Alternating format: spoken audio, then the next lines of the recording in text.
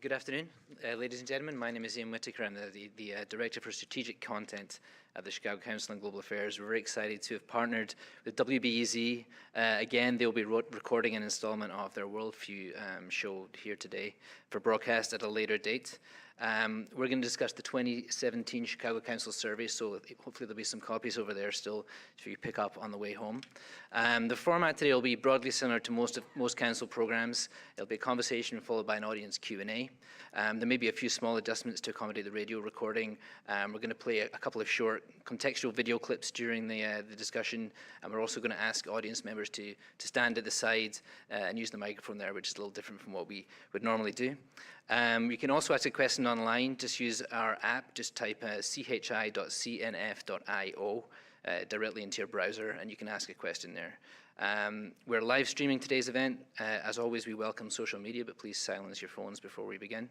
And views expressed by individuals we host are their own and do not represent institutional positions or views of the Council. Today's conversation will be moderated by Jerome McDonnell from WBEZ, their flagship global affairs program, Worldview. Jerome will introduce our guests and kick off the discussion. So, ladies and gentlemen, please join me in welcoming Jerome McDonnell, Ivo Daalder, Mike Desch, and Dina Smelts.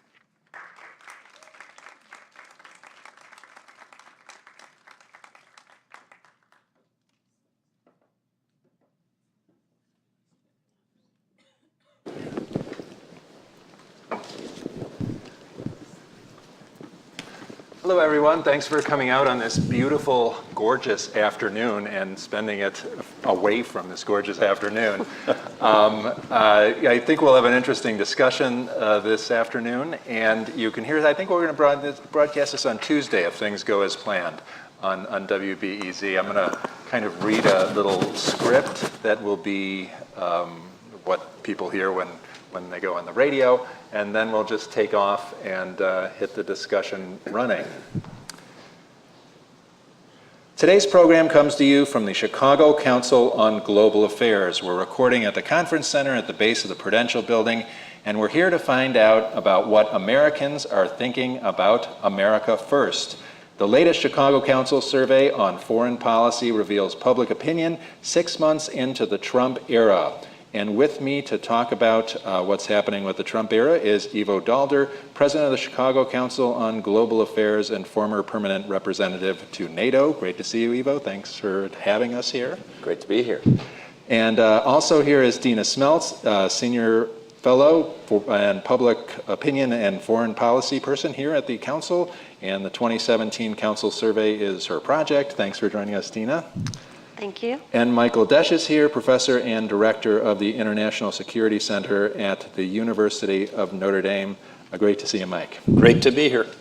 I wanted to ask first, before we get into the numbers, about the whole concept of America First as a foreign policy vehicle. The whole Make America Great Again had a domestic flavor to it. It was not a foreign policy idea per se, and a lot of people are wondering, people saw President Trump at the UN trying to translate this into a foreign policy concept. Do you have a good grip of what America First means in foreign policy context, Ivo?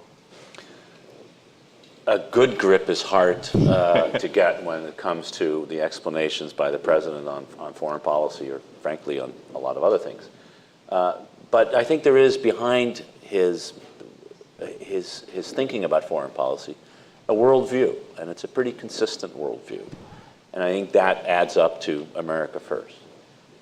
If you go back in 1987, Donald Trump published a one-page, full-page ad in the New York Times. And if you replace Japan with China and a couple of other things, it very much reads like his campaign and indeed his speeches on foreign policy since. And what is it? It's basically the idea that the global leadership that the United States has engaged in since really 1945, that created a global order that was shaped by, maintained by, and benefited the United States, that the burden of that leadership has become too large, that we are paying too much to allies who are in order to defend them. That the trade agreements that we have negotiated have benefited others more than us, and in fact have come at our expense. That the international deals that we have negotiated are, in, as he would put it, are the worst deals we've ever negotiated in history, and that he would have better deals. But the bottom line is, if you put America first, then you wouldn't be paying the large burden of global leadership that we have been paying for the last 60 years. That's really the essence of the idea of America first. Mike Dash, I know you're a fan of Walter Russell Mead and some of his writings on what he describes as Wilsonian or Jacksonian philosophies and trends in U.S. foreign policy. How does that apply to what America First is to you? Well, I think that Donald Trump really epitomizes Mead's notion of a Jacksonian. I think when whoever, whether it was the president or one of his speechwriters who coined the phrase "America First," it's clear historical resonance with the isolationists during the Second World War. I think obscured a little bit what Trump was really about. This isn't really isolationism.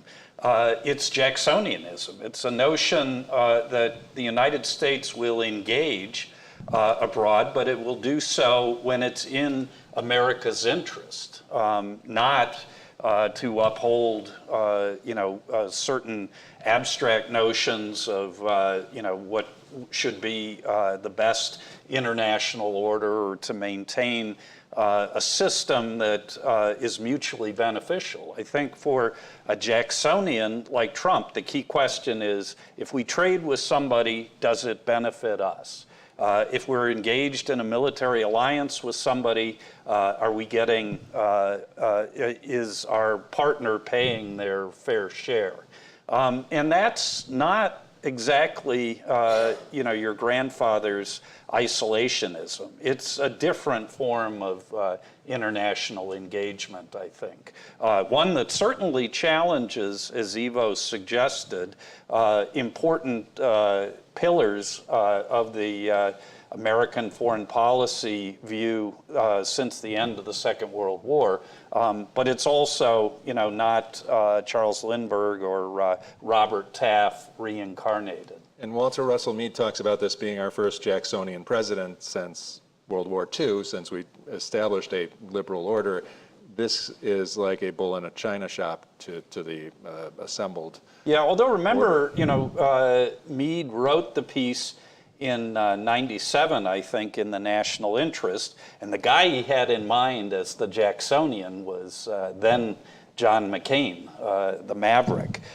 So I think, Mead was wrong about who was going to be the first Jacksonian president, but he was absolutely right in having detected a different foreign policy strain that, began maybe with Pat Buchanan, but certainly continued through the Tea Party and other elements like that to sort of come to fruition with the election of Donald Trump.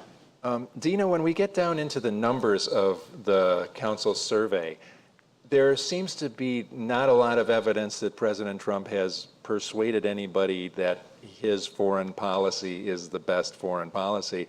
And there seems to be a reaction to it that's sometimes surprising in the trade area, and there's in immigration. There's Sure. some strange surprises. Yeah, let me talk a little bit about that. First, I have to put on my glasses so we all match. So we looked at this idea of assertive nationalism, the fact that the United States, that the world owes the United States more than the United States owes the world, which is the America First principles that Eva was talking about. And then we went specifically and looked at trade and immigration and alliances. And yes, what we found is there is a small percentage of Americans, 21%, in fact, that have a very favorable view of Donald Trump. And so these we identified as core Trump supporters. And that group of people feels very strongly that that immigrants are a critical threat to the security of the United States. They think that trade deals benefit others more than they benefit the United States, and they're pretty positive alliances nonetheless, even though they support Trump's approach or one of his stated approaches, he may have reversed it, that we should withdraw our security guarantees to our allies until they pay up their spending increases that they promised. So there is a small group, but the rest of Americans continue to support a foreign policy that the United States has had for 70 years, which is, and in fact, record numbers of Americans now support trade, think it has benefits for jobs, it has benefit for the U.S. economy and for U.S. consumers. 69% of Americans now say that NATO is essential. That's up from last year, 65%. And 65% of Americans say that undocumented immigrants that live in the United States should be offered a path to citizenship. And that's an all-time high as well. So while foreign policy attitudes are really slow to shift. One of the remarkable things about working on the Chicago Council survey is that since 1974, so many of these attitudes and readings have been stable and constant. But we have seen shifts, but they're away from the America first and more, perhaps, sometimes when a principle or a value is threatened, then there's more support for it. And so in some ways, there's been almost a reaction in favor of some of the long-held tenets of U.S. foreign policy. I was really surprised about the trade results, that here was an idea that was kicked around in the campaign by the left and the right. Bernie Sanders was kicking it as hard as Donald Trump was, and yet the support for it goes up. Do you guys have some explanations for that one? I know fear is a good explanation. I may be a little ambivalent about the NAFTA agreement, but the idea that it's going to go away really fast in a goofy manner that is going to be destabilizing is worrisome. It makes me I will stick with NAFTA. I would rather do that if I was ambivalent about it. Yeah, so the trade questions they're in one of the chapters here, and there's one reading that is up among Republicans and Democrats, and that is the one I mentioned, that trade benefits jobs, the economy, and U.S. consumers. But it's clear when you dig down into the data that those people who describe themselves as Republicans and those that describe themselves as Democrats they come at it at a different angle. So the Democrats seem to want to affirm their support for free trade, even though the trade deals were bashed on both sides in this campaign. But Democrats have become more and more pro-trade over time, and the trends show that. And then Republicans, I think, you see that they're more positive about the potential benefits of trade. But when you ask about trade agreements, specifically NAFTA, they're more negative now than they've ever been, even though 53% overall say NAFTA is a good thing.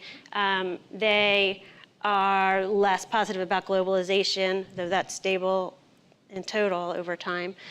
So I think my reading of the data is that Republicans perhaps think that because there is a Republican Congress now and a semi-Republican president, that perhaps they will be able to close better deals than have been in the past. Yeah, so I think there's a lot of hope in that reading. Yeah, when I was looking at that data, I was wondering, is this a glass half empty or half full? Because you could say the rebound in support for trade, was a reaction to the Trump administration and an affirmation of a commitment to continuation of the liberal order of free trade.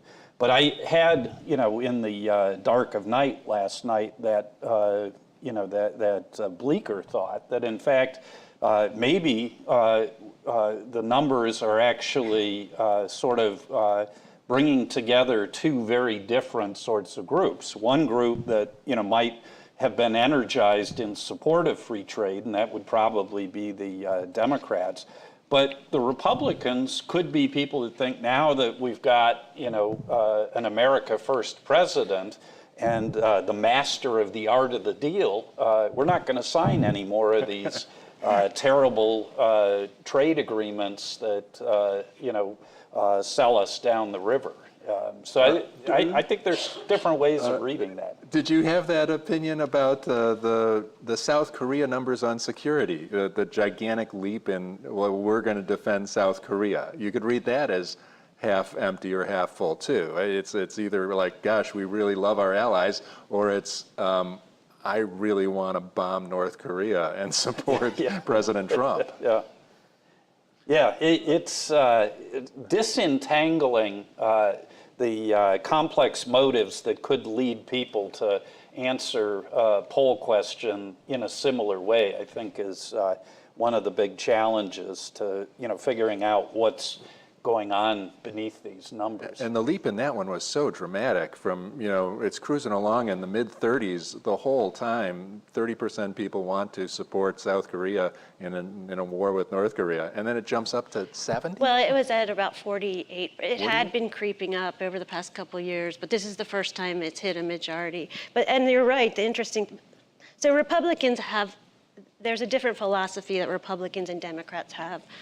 In terms of foreign policy, in terms of public opinion, where Democrats tend to rely on multilateralism and Republicans tend to support more of the peace through strength kind of. They support some multilateralism too, but they believe in a really strong military, and so they've always been more supportive of the use of force. So on that particular question, if North Korea so the question, audience, is that would you favor or oppose the use of U.S. troops in the following situations? And one of them is if North Korea invaded South Korea. And overall, 62% say they would support sending U.S. troops. So this is the strictest measure of supporting our allies. So 62% is a really healthy level of support in a hypothetical situation. 71% of core Trump supporters and 70% of Republicans agree to that, where 6 in 10 Democrats and independents do. But that's when we first saw that, that was a shift that is really telling on all sides because it increased across the board. Right. Possibly for different reasons, as you mentioned, but it's still across the board. How did you read the alliances kind of shifts that were going on in the survey as somebody who was the head of an organization that Donald Trump bashes regularly? So I think you can go down deep in the data and find whatever argument to support for whatever argument you want to have. I think if you look at the overall trend, and that's one of the things that the Chicago Council survey has done, you are seeing a big shift, and it is across the board on alliances. So for the first time on the Korea question, for the first time, we've asked this question since the 1990s, I believe. Now a majority of Americans, 62%, think that the United States should fulfill its treaty commitment. By the way, it's a treaty commitment. We are committed to defending South Korea because we have a commitment to it. By the way, we have 28,000 troops in South Korea. And we're at the border and under the UN helmet are, in fact, in charge of the forces on the ground there. So it's a good thing that Americans support something that is real. The other numbers was on NATO. Very strong support for NATO. NATO is essential to American security. It's not just essential to Europe's security. Americans think it's essential to American security. That may come as a surprise to the president, who thinks NATO is fundamentally about us helping to defend Europe. But also a majority for the first time, since we've asked the question in the last few years, thought that the United States should defend NATO allies like the 3 Baltic states, Estonia, Latvia, and Lithuania. And I think that has to do with 2 things. One, a reaffirmation in the basic belief that alliances are in America's interest, which, by the way, has been our fundamental bipartisan foreign policy since 1949. And secondly, a sense that the threat to our allies has gone up. The Russian threat to our allies in the Baltic states, and of course, the North Korean threat to South Korea. And that reaffirming alliances in that period may be the best way to deter, to prevent a war from happening. And recall, we are there, we have alliances, because we learned a very valuable lesson in the first half of the 20th century, which is that when the United States is not in Europe, or for that matter in Asia, wars tend to happen. Since 1945, we've been in Europe and in Asia, and wars haven't happened. And as a result, the lesson here is that alliances are good to prevent war. I think Americans basically buy into that. We can then have debates about the relative burden that needs to be borne by the various allies. And one thing I think is valuable that President Trump has put on the table is this idea that the bargain with who pays how much may need to be revisited 70 years after the end of World War II. And it's something that a lot of Americans have tried to push on our allies. And he may do it more effectively just because of the way he's doing it than others have. But I read this as a reaffirmation of a strategy that the United States, Republican, Democrat, United States, has pursued effectively since the end of World War II. Is the argument that the president makes, though, that Europeans should pay a greater percentage of their GDP, a little specious, that really the U.S. pays a greater share of its GDP because it's maintaining a global empire of bases, which the NATO alliance isn't exactly invested in? Well, so the speciousness is in the idea that the United States percentage it spends on defense, or anything we spend on defense, would go down if allied were to spend more. That there is somehow a relationship between America's expenditures on defense and what the allies are spending on defense. We're spending what we are spending on defense because we think it's necessary for our national security. And that national security is indeed global. It's not just with regard to NATO or Asia. And if the Europeans were to spend more on defense, we would still be spending the same as we are on defense. That's where I think the argument of the president loses luster. That said, there is no doubt that the Europeans should be spending more on their defense. Just to put it in context, in the year 2000, 10 years after the end of the Cold War, European countries on average spent 2% of GDP on defense. By the year 2007, a full year before the financial crisis, that had declined to 1.5%. And then by the time after the financial crisis and further cuts had happened, it had declined on average to 1.25%. It's now back up. And the main reason it has back up is because Vladimir Putin's Russia has invaded Ukraine and created a sense that there is now a security challenge in Europe that didn't exist before. And as a result, unsurprisingly, Europeans are spending more on defense. I think they should spend more than they're doing now. I think they should get to the level of spending that they have pledged to do quicker than they are, but they are spending more on defense. I'm talking with Ivo Dalder, president of the Chicago Council on Global Affairs, Dina Smeltz, senior fellow at the council and in charge of the Chicago Council Survey on Foreign Policy, which we're discussing, and Michael Desch is a professor at the University of Notre Dame. I wanted to talk about the immigration section of the report, which was interesting. And here the long-term trend, again, is of note. Democrats are going a different direction than Republicans on immigration, and they started from the same spot. They started just equally worried about immigration, and now they're in completely different places. Dina? Yes, so on page 26 of the report, for those who have the report, which is on our website, there is a gap of 41 percentage points between the number of Republicans and Democrats who say that immigration is a critical threat, and in 2002 they were basically all at 6 and 10. So what has happened over time is that Republicans basically have stayed the same, and Democrats have become a more diverse political constituency over time. When we look at the demographics of a typical Democrat in 1998 versus today, it's a much more, it's still majority white, but it's much more mixed. Actually, all the demographics are in the back of the report.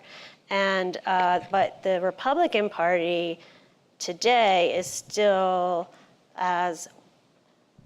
it's not that different than it was back in the day. So that is one of the reasons for this change, is just the demographics of the party itself. And blacks have become, Carl's in the back, who works with me, and I are working on another project, and we looked at black attitudes towards immigration as a threat over time, and they have halved in their concern, and Hispanics too have come down. They were a majority also concerned back in 98 till today. So so that's what's kind of happening and helping to drive that. But I think, so there's a lot of attention to this graph because it's really interesting and alarming to see this large partisan divide, which I do think is a really big problem on so many issues today, but not enough emphasis on the fact that overall, when you look at a potential solution, so in this case for undocumented immigrants,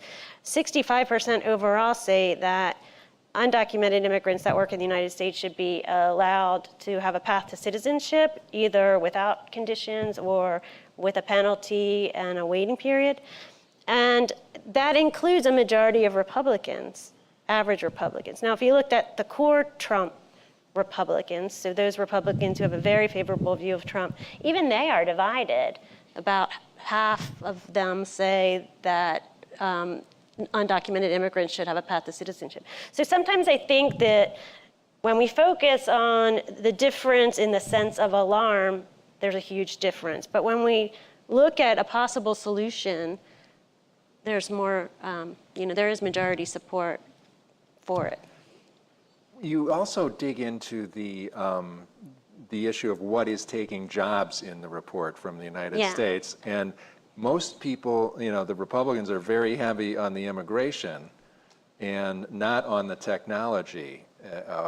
And the reverse is true for Democrats, is how I remembered it. Right. Well, majority of Americans overall think that more manufacturing jobs in the United States are lost due to trade agreements and outsourcing, really, is how we worded it, than toward automation. And I see this as a big policy problem, of the future. How are we going to address the fact that it is automation, and what are we going to do for those kinds of jobs? So yeah, but Democrats are the only ones who think, those people who describe themselves as Democrats are the only ones who think that it's more automation than to jobs, but it's not a huge majority either. So there is a misperception there.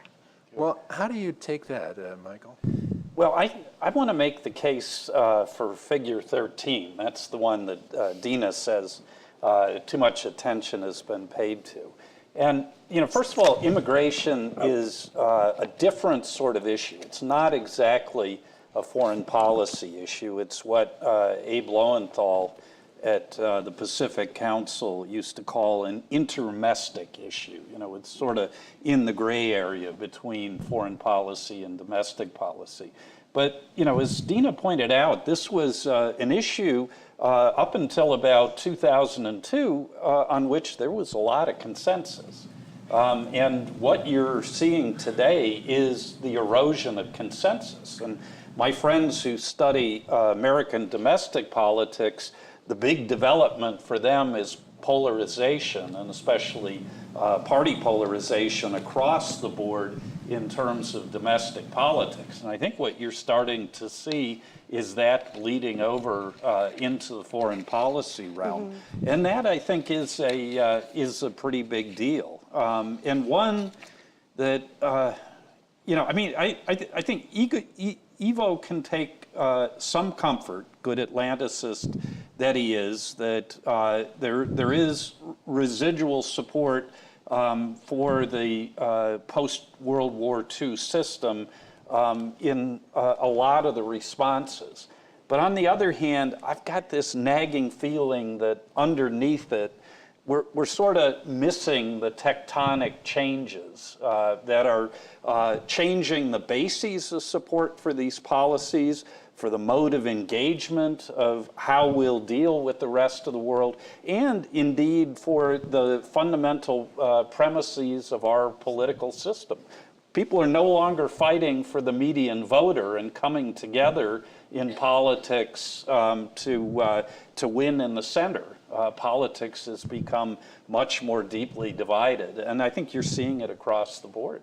Ivo Dalder? So let me, I think there's a lot of truth to that. There's no doubt that polarization is now moving from domestic into intermestic into international policy, almost across the board. And in our polls that we've done in the last few years, this has been a major finding. And indeed, the immigration one is striking. Climate change is the other one, and is truly striking, where Democrats see this large threat, belief that climate change is a huge critical threat. What is it, it's about 70% or so, and only 20% of Republicans think it is a critical threat. So it's huge differences. One of the things we did in this report, though, is to see who are the drivers, particularly within the Republican Party, that are part of helping the polarization. So we actually split out on a number of the questions, core Trump supporters from non-core Trump supporters within the Republican Party. And the big finding there is that non-Trump Republicans are more like the overall mean of Americans. They are closer to where independents and Democrats are, or the average American, than they are to Trump Republicans. And that's, I think, the real finding. Yes, there is polarization between Democrats and Republicans on a whole series of issues, but what's really happening is there's a core of American, it's a big core. It's a minority, but it's a big core. It's somewhere between 20 and 30%. Frankly, if you look at overall approval ratings of the President of the United States, it's at 36%. And that core actually has a view about alliances, about the international order, that is very different from where the other part of the United States is. And if that grows, in fact, it grew sufficiently to elect the President of the United States, it will have major impact on foreign policy.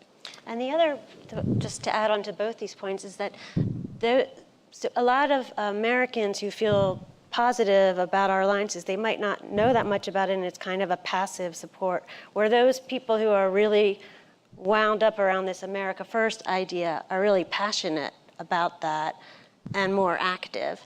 So I think that also possibly relates to your point about these underlying shifts, that yes, those people who are actually going to take action on the part of those shifts tend to do so in a negative manner. I was going back and looked at the Walter Russell Mead article on Jacksonianism last night, and he said, most Jacksonians are not foreign policy experts and do not ever expect to become experts. For them, leadership is a necessary, a matter of trust. And if they believe a leader or a political movement is good, they are prepared to accept the policies that seem counterintuitive and difficult. So anything like climate change or maybe immigration is to blame for everything. That's not really true, but it's being made to seem true. If you grow the Jacksonian nut, and the Jacksonian nut might be growing, I was reading a statistic, 44% of Americans believe that the media lies about Trump. You know, that would be more than the 20 or 30 we think is his core nut of supporters.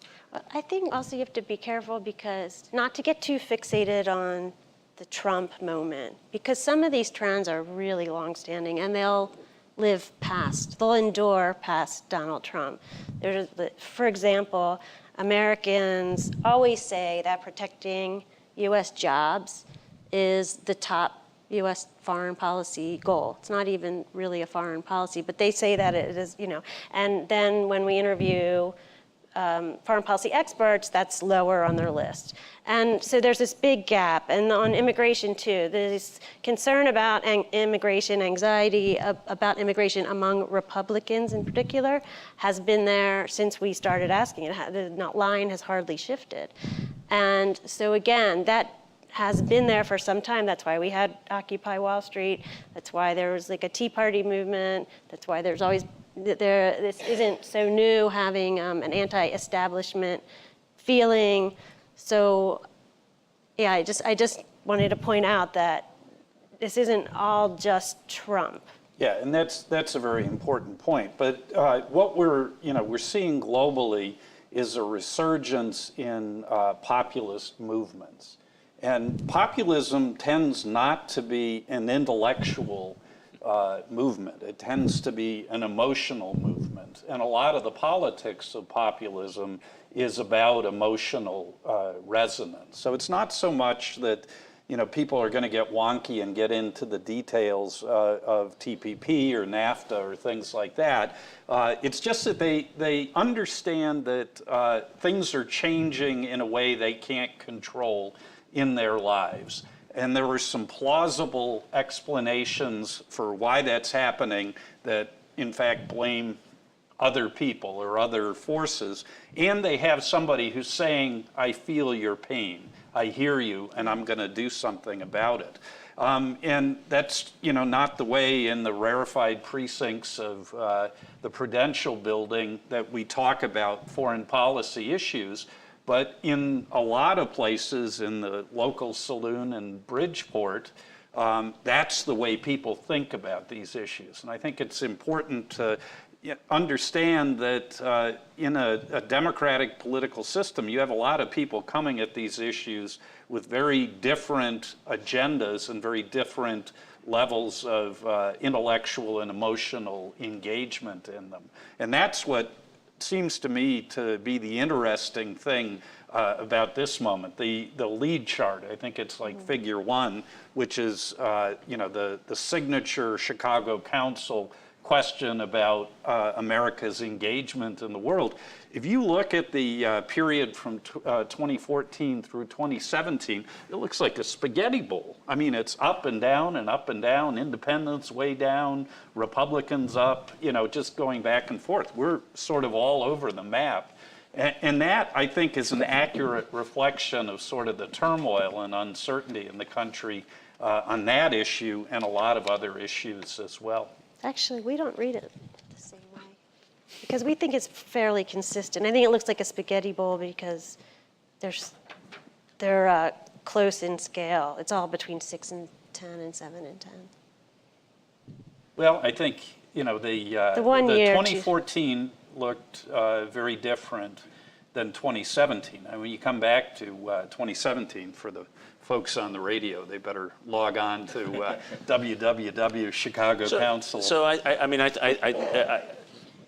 I think there was a time period we saw, so after 9/11, you see a massive increase about Americans wanting to have an active role in the United States, and that gradually starts to decline again, and then sometime in 2014 or so, it really goes low. And there's the beginning of this idea that the United States public wants to walk away from the world. There's retrenchment. There's a general, this is in our field as political scientists and foreign policy analysts, a worry that the United States was retrenching, wanted to get out of the world. And that started sort of with Barack Obama's election and sort of continued after this. What's interesting is we're back to sort of the mean. 66% or so of Americans think that the United States should have an active role in the world affairs. There's some differences between Democrats and Republicans. It goes up and down. My theory has always been that when the Democrat is in the White House, Democrats are more engaged and Republicans less so, and the other way around. Independents are generally less want to engage less in the world than either Democrats or Republicans. But it's a pretty strong number compared to where analysts thought we were 2 or 3 years ago, which was Go home, America was all of a sudden becoming not only a favorite phrase, didn't work very well for George McGovern in 1972, by the way, at least when it comes to elections. It also depends what's going on in the world. Like, we had just gotten out of Iraq and withdrawn from Afghanistan. Then we had the economic crisis. So that was weighing on people too in 2014. So the question, it seems to me, is maybe with the original framing, because you're right, there was a lot of discussion between 2012 and 2014 in other polls as well, especially Pew, about whether the public was becoming more isolationist. And I'm wondering if that is the wrong way to frame it, because I don't think that America first, and that's why I gravitate towards the Jacksonian view, is about isolationism the way we were thinking about the issue at that time. I think it's about a different form of international engagement. I go back to your chart about the big jump in support for using force to in response to a hypothetical North Korean invasion in the South. Who's the most itching for a fight with the North Koreans? It's the Trump core voters. Well, they're the same as Republicans. Well, they were a little bit higher in that, But these, if the core of Trump is isolationism, then you would not see them leading the charge on this. But rather, what you're seeing, I think, is a different approach, a response to a threat, and also probably motivated in part by a view that previous administrations had been too supine, and now Uncle Sam was going to fix this problem. I'm talking with Michael Desch. He's professor and director of International Security Center at the University of Notre Dame. And Dina Smeltz is here, a senior fellow, and she is one of the people responsible for the Chicago Council's survey on foreign policy. And Ivo Dalder, president of the Chicago Council on Global Affairs, is here as well. And I wanted to address directly the Republicans and the split in the Republican Party that was sussed out in some of the material here.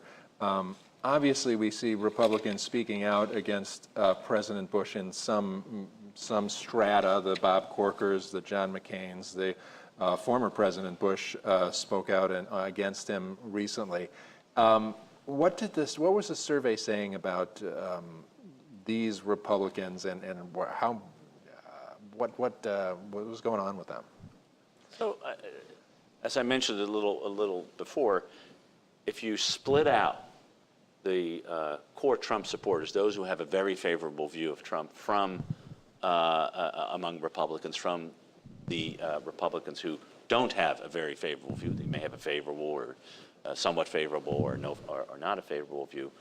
That core group of Republicans, actually on the whole series of questions that we looked at in the security and the trade and in the immigration area, tends to be, quote, more mainstream, if I can use that, more where the average American is than where the core Trump supporter is. So when it comes to alliances, they're more like Bob Corker and John McCain and George W. Bush, Republicans. And the speech you mentioned, George W. Bush talked about the dangers of protectionism, the importance of free trade, the dangers of isolationism, and the importance of making sure that crises abroad don't explode and have threats here.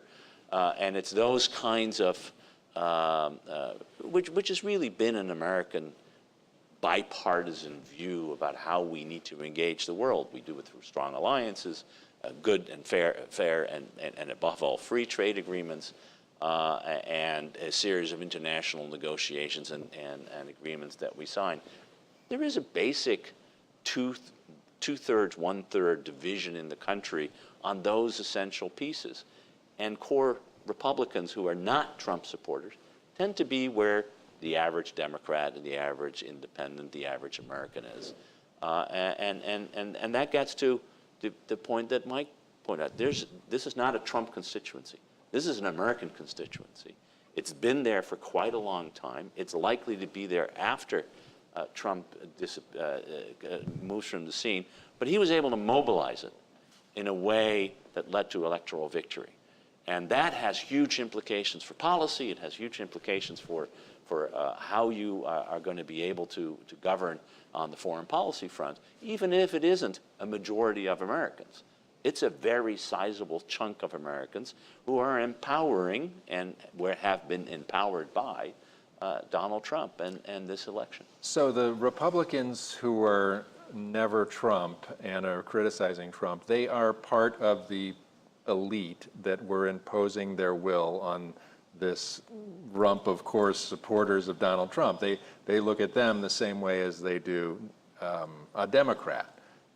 It's all the same to them. Well, it's interesting because there was a memo leaked to the New York Times about the Moore versus Strange, campaign, and it said that now that President Obama is gone from the scene, the electorate has now moved from demonizing Obama to demonizing the congressional Republicans, the mainstream Republicans. So that was a really interesting take on the mood of the voters. And yeah, like Eva said, that it's on alliances, on traditional foreign policy, we do see big differences there in the report on a couple pages, 16, 23, and 29, but also on NAFTA. So for example, 20% of Trump Republicans say NAFTA is a good thing versus 49% of other Republicans. That's quite a big chunk of other Republicans. And on the climate deal, the Paris climate deal, only 23% of Trump Republicans think the United States should participate versus 53% of non-Trump Republicans. That's a majority. So yeah, there are some striking differences in there. Yeah, I just wanted to second another point that Ivo made, that even if the core Trump supporters are numerically a minority, they've demonstrated a particular potency in the last election, and they're likely to be a factor for some time to come. So I remember, I think it was Henry Cabot Lodge who famously said his mother-in-law couldn't understand how Franklin Delano Roosevelt ever got elected because no one she knew voted for him. I think the problem we have is no one we knew voted for Trump, or at least they're not fessing up to it. But a lot of people did vote for Trump, and in enough,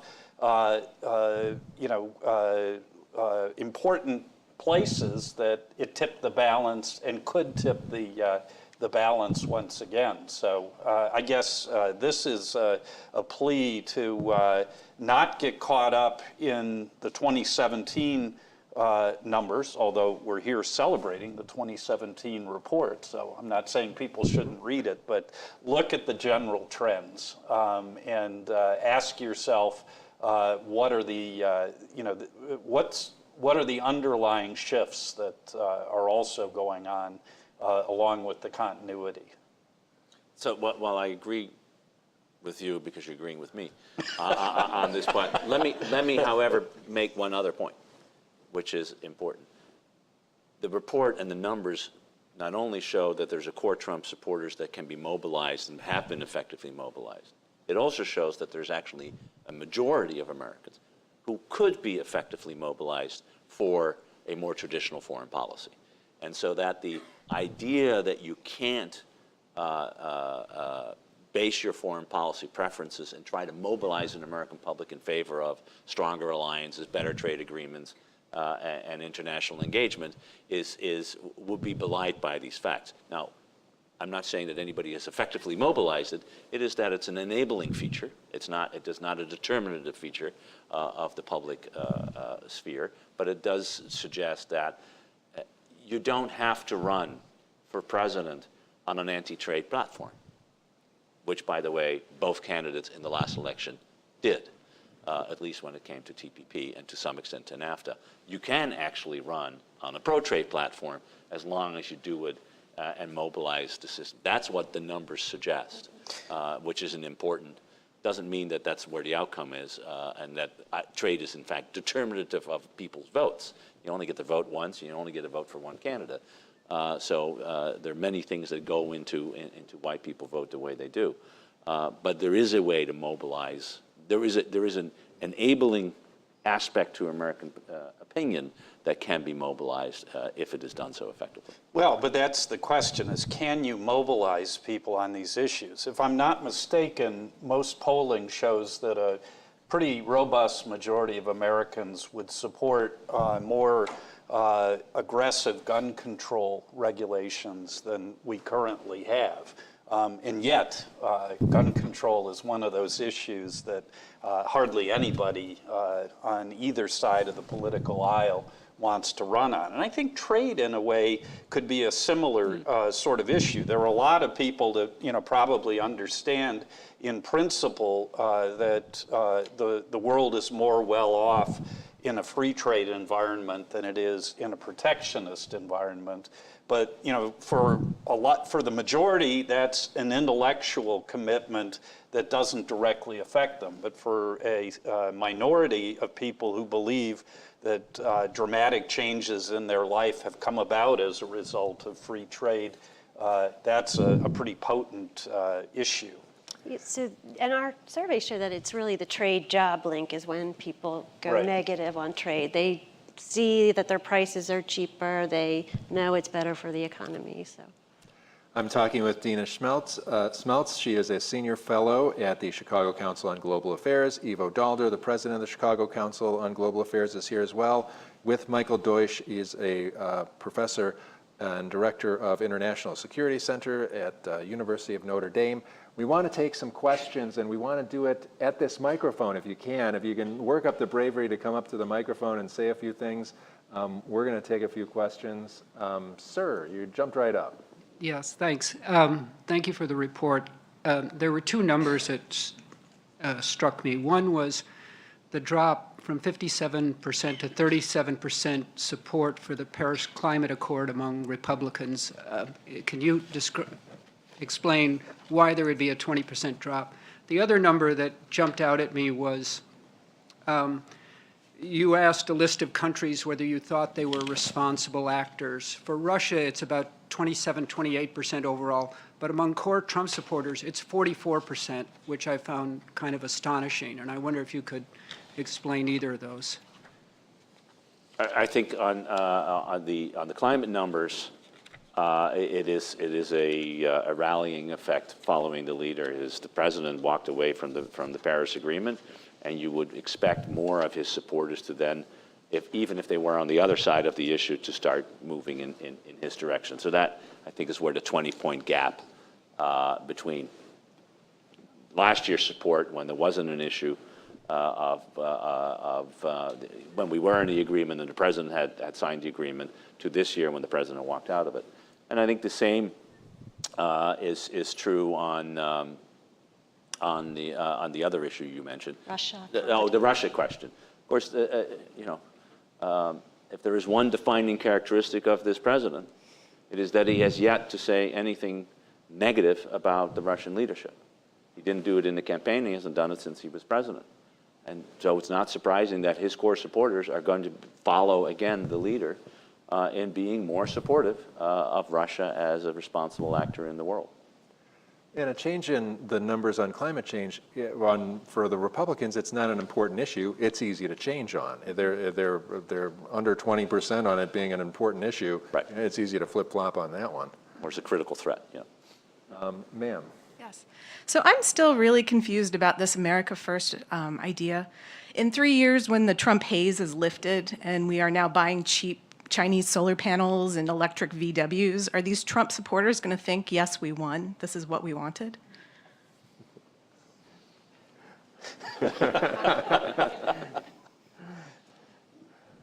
Mike?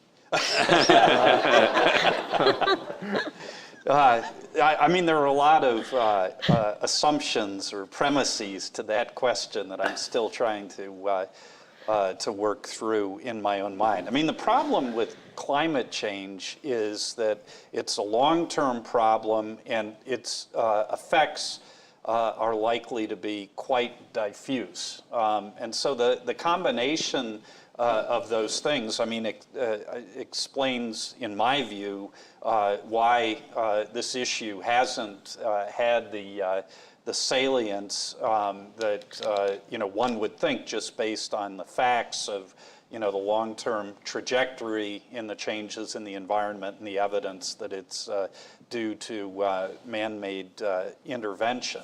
But it's not something that is going to affect a lot of people directly in their lifetime. And those sorts of issues are classic issues that are very hard to have effective collective action over.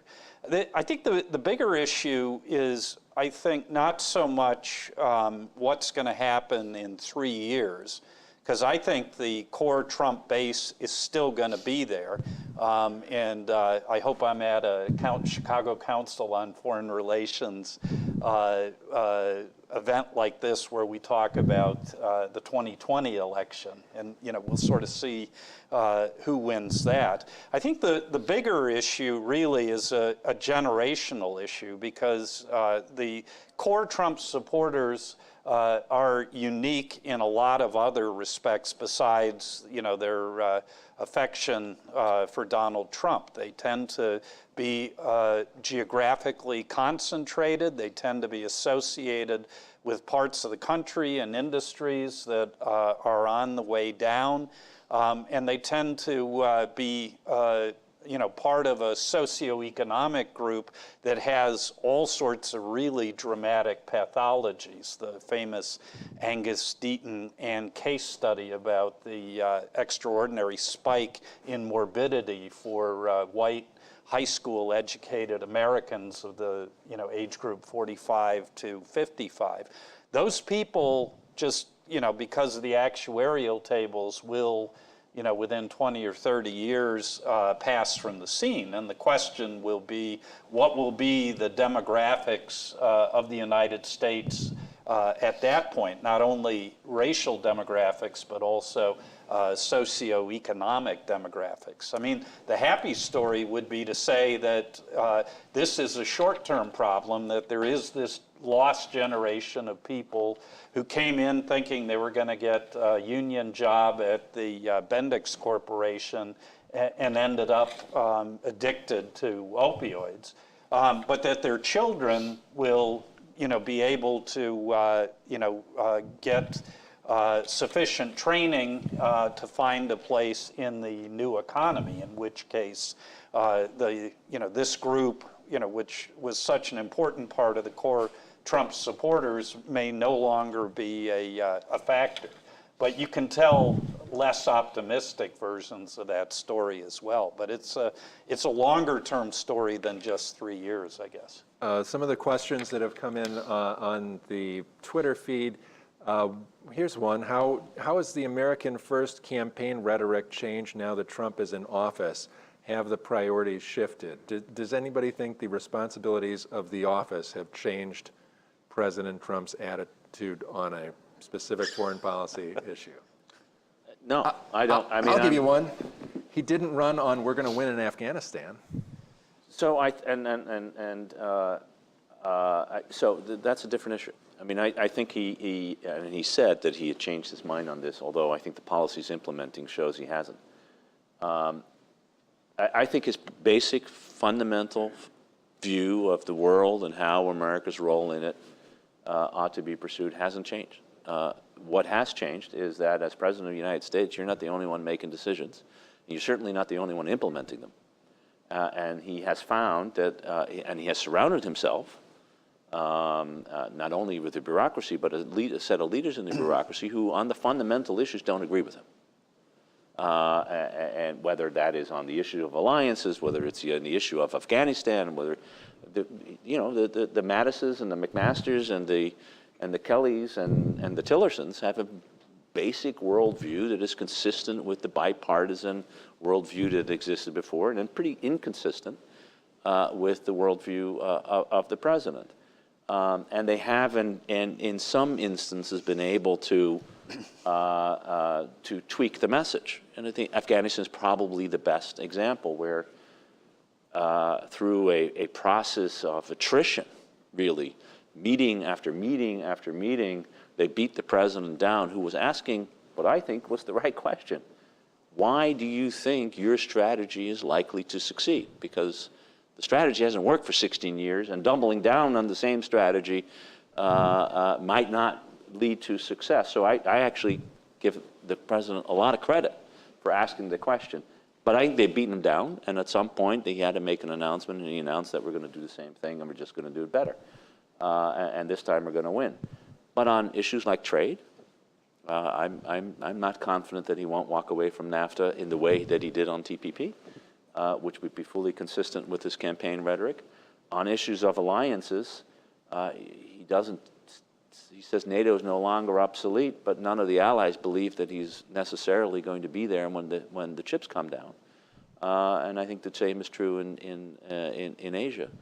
And they may be reassured by Vice President Pence or Secretary of Defense Mattis or Secretary of Defense Tillerson going out and saying, we still love you, but they're all going to ask, well, what about your boss? Does he still love us? Because that's ultimately when the rubber hits the road. So I don't think the policies have changed all that much, even though there's been an extraordinary bureaucratic, congressional, public media campaign to try to move him in the direction of where the norm used to lie. And still, he seems to be pretty stuck where he was. I agree with Ivo, and let's take the hard case, which is China, or China, as he says. China, yeah. China,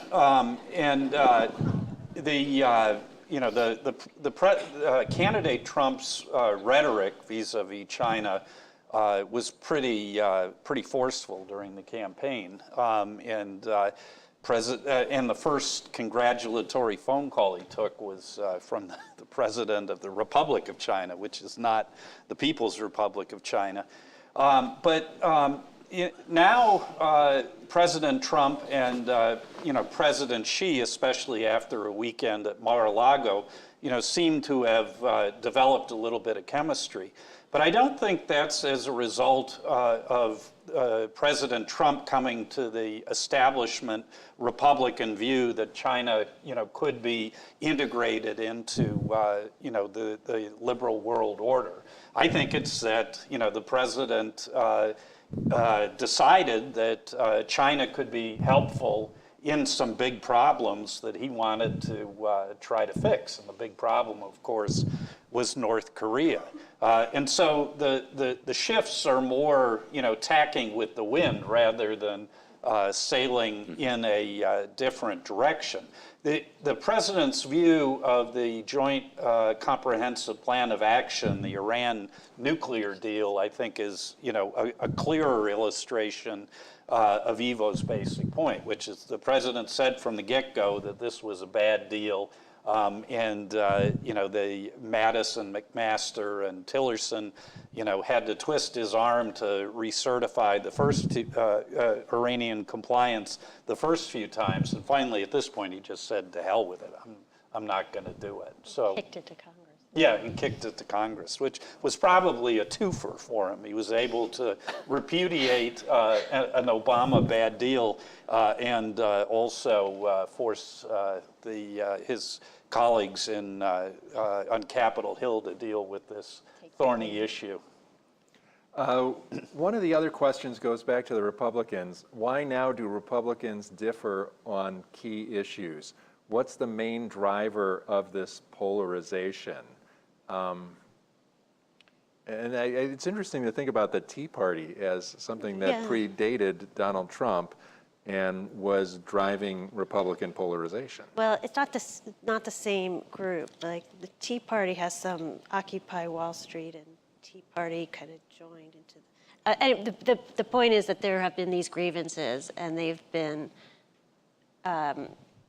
fermenting for a while. And some of the differences have always been there between conservatives and moderates within the Republican Party. Most Republicans are conservatives. But so I don't know that many of these, we haven't gone back in time to look at all those differences yet, but some of these will just be a conservative view, and then if you have a culturally conservative view versus an economically conservative view, you're going to be different on different issues, and usually on domestic issues. So this might be the first time it's leaked into foreign policy. It's a good place for us to dig into the data and past surveys. Yeah, although, Republicans have long been fractious on these issues. I mean, I remember the 76 Republican primary and Reagan's challenge to Gerald Ford, but behind Ford, of course, were Richard Nixon and Henry Kissinger. And likewise, as somebody who worked with the first former President Bush, there was daylight between the second Bush administration and key figures in the first Bush administration. And in fact, former National Security Advisor Brent Scowcroft actually sort of pulled the curtain back on that in the fall of 2002 in terms of the debate about the imminent Iraq war. So Republicans, what's I think the debate within the Republican Party on foreign policy and among Democrats as well is sort of a constant. It's the unique moments when you get somebody like Reagan in 1980 who seemed to be able to bridge those differences. That's more the exception than the rule, I think. Yeah. And in contrast, Democrats on foreign policy are really kind of a coherent bunch. We looked at the we looked at the Clinton supporters versus the Sanders supporters, and there was very little difference. Even on things like climate change, we thought, well, that's a young person's kind of rallying cry, but there weren't even very many differences on that. Did you have a favorite result, Ina? One thing that just really said, oh gosh, this is the one thing that is going to blow people's mind? Well, personally, my personal point was when I opened up the data, so we are really nerdy. We get really excited when the new data come in. And we kind of, my whole team gathers around and starts flipping through. But actually, it was that 62% that really jumped out at me, that the fact that 62% of Americans would send US troops to South Korea if North Korea attacked. That made me feel, wow, people are really nervous about South Korea. They're even willing to put soldiers on, that's the ultimate level of supporting an ally. So that was, I think, the one that really struck me the most. Do you have any favorites, Ivo? Of course, the NATO numbers. I mean, you're ambassador to NATO, and all of a sudden, 70% of the Americans think it's an essential tool for American security. Can't be any better than that. You did your job. There's a little bit of a lag effect. No, it's been going up since '09. Well, thanks to Ivo Daalder, President of the Chicago Council on Foreign and Global Affairs, Michael Deutsch, Professor and Director of the International Security Center at the University of Notre Dame, and Dina Schmeltz, Senior Fellow and Public Policy and Foreign Policy Person here at the Chicago Council. Thanks for joining us and talking about the Chicago Council Survey on Foreign Policy. Thank you. That was fun. Yeah, a lot of fun. Good job. Thanks, Mike. Thanks for the invitation. It was You're fun. welcome. So Thank you. That was Our fun. Navy fellow took off. He was in the back.